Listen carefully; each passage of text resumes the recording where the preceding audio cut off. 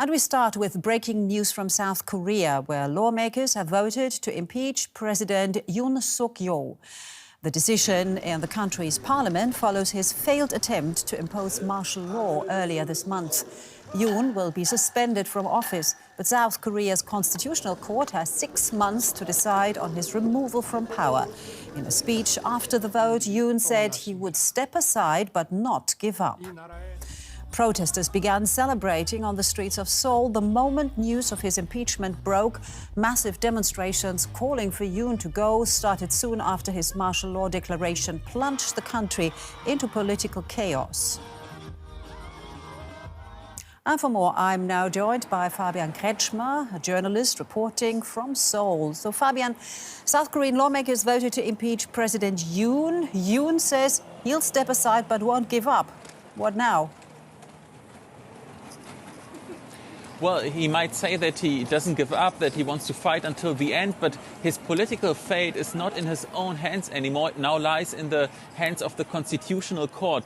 They will make the final decision whether Yoon actually indeed is impeached, permanently impeached. He already has given up his power, but the Constitutional Court will make the final decision, and they theoretically have a 180 days time to make that decision, but the head of the Constitutional Court has already said that he wants to make a swift decision and a fair decision. So you say the Constitutional Court will be the one deciding, but there are thousands of protesters out on the streets of Seoul, including supporters of Yoon. What has been their reaction so far?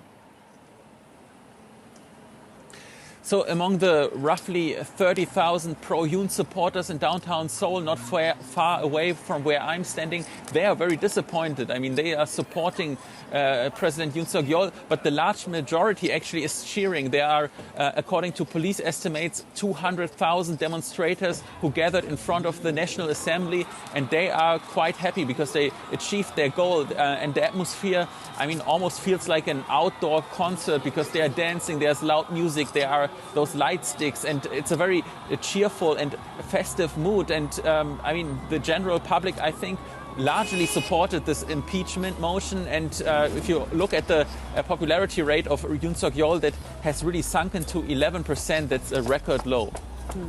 Now, Fabian, what does today's vote actually mean for South Korea's democracy? Perhaps you could remind us how this situation evolved in the first place.